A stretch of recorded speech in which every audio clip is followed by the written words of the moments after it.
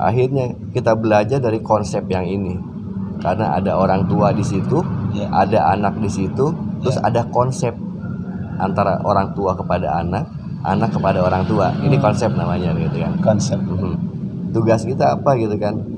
Kita pelajari konsep ini, terus kita gunakan konsep ini ke Dat Maha Tunggal ini. Ya. Ketika ruhnya dewasa, ada kesadaran diri di situ, kesadaran bahwa Allah ini yang telah menganugerahkan banyak hal kepada kita. Allah ini gitu kan yang telah berbuat banyak untuk kita gitu kan. Kesadaran ini yang melekat, kesadaran ini pada akhirnya apapun yang Allah perintahkan gitu kan kita lakukan dengan kesadaran diri.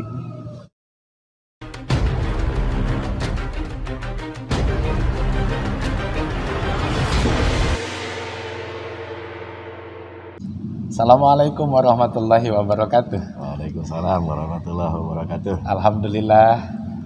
Wassalatu wassalamu ala sayyidina Rasulillah sallallahu alaihi wasallam.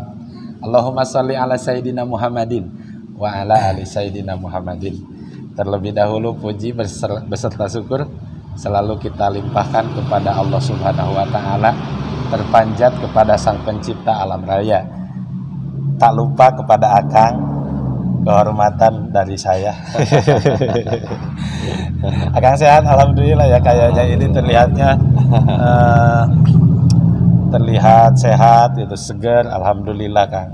Dan alhamdulillah pula Allah memperkenankan kembali saya bisa menemui Akang.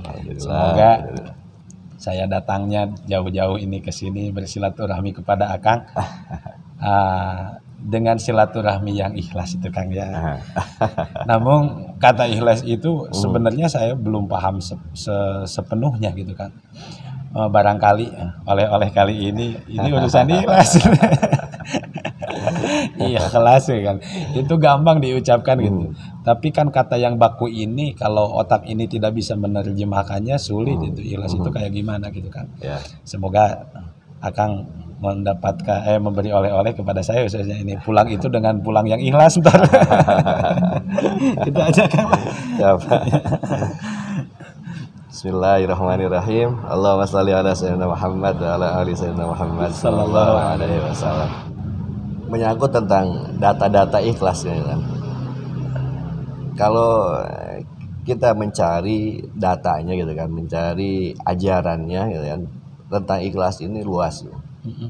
Terlalu lebar gitu, terlalu luas gitu kan. Gitu. Kayaknya gitu kan, sampai kita meninggal pun gitu kan, nggak tamat gitu kan kita mencari tentang data-data tentang ikhlas ini kan. Karena memang terlalu luas. Cara sederhananya gitu kan, untuk bagaimana kita mengeksekusi tentang data-data ikhlas ini gitu ya, kita harus mencari tahu dulu kadar keikhlasan yang akan kita eksekusi. Iya. Ya kan? Jadi ikhlas itu ada tahapan itu. Ada tahapan. Ya. Nah, kita harus berani bijaksana di sini kan gitu kan. Bijaksananya gimana gitu kan? Kita berani melakukan eksekusi tentang data ikhlas ini dari tangga yang paling bawah. Ya. Jadi jangan sampai karena nafsu kita, karena ego kita, tiba-tiba kita ingin mendapatkan kualitas ikhlas yang baik. Sementara semua itu ada anak tangganya, ada levelnya.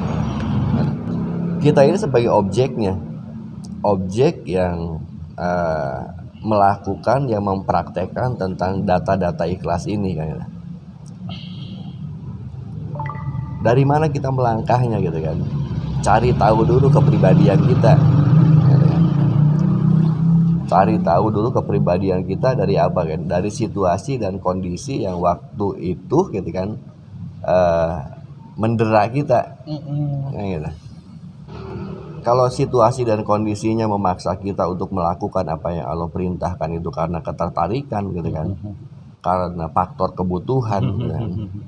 Kita berangkat dari sini kan gitu kan. Iya. Gitu kan.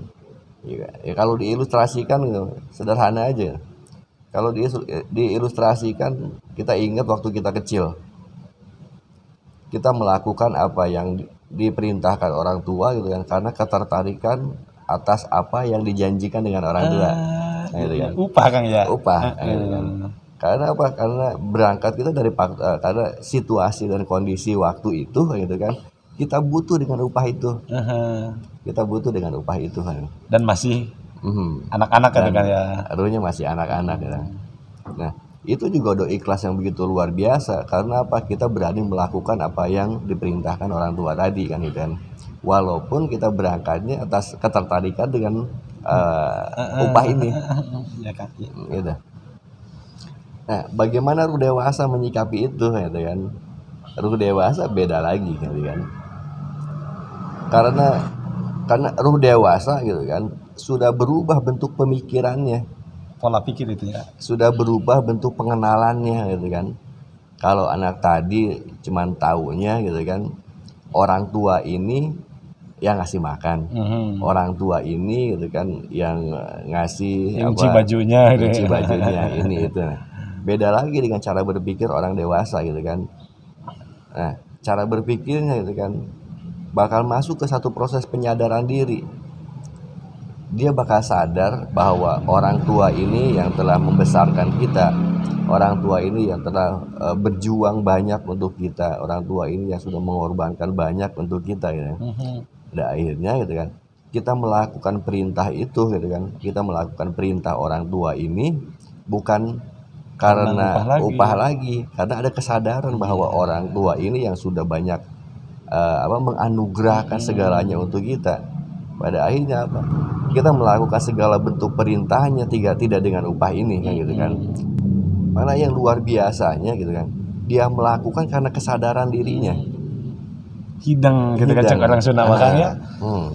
Dia melakukan itu karena kesadaran dirinya gitu kan. Nah, akhirnya kita belajar dari konsep yang ini.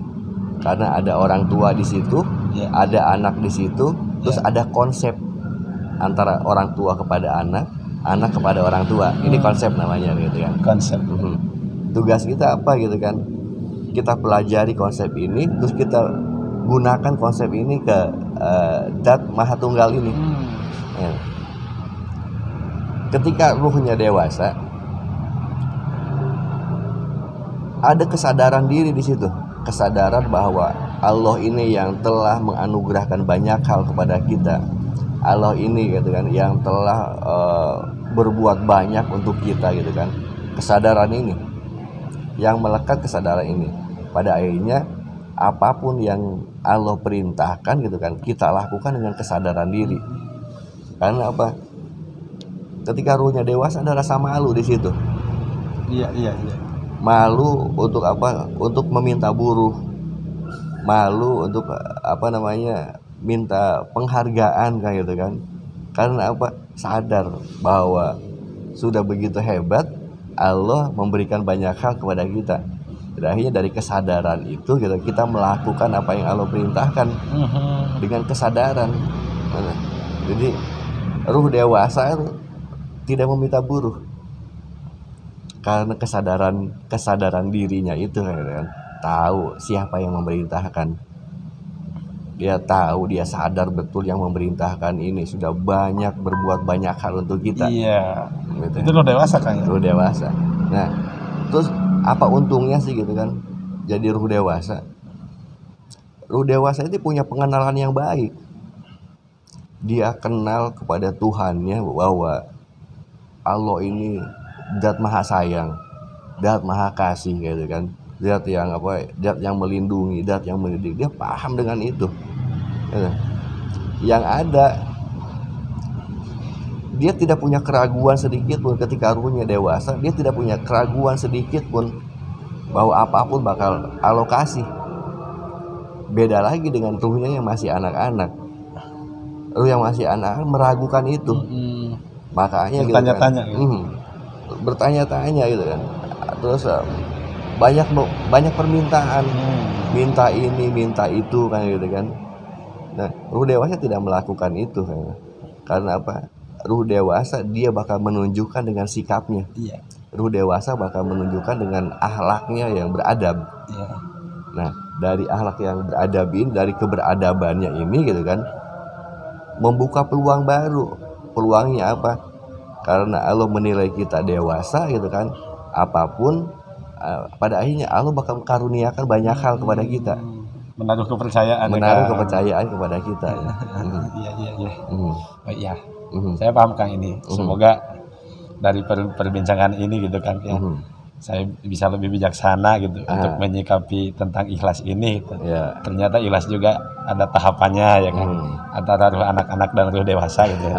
Semoga dengan segini aja dulu gitu kan, Ya. saya bisa menjadi ruh yang dewasa gitu kan. Dan para penonton pun sama ya, semoga terberkahi dengan konten ini terutama. Segitu aja dulu ya.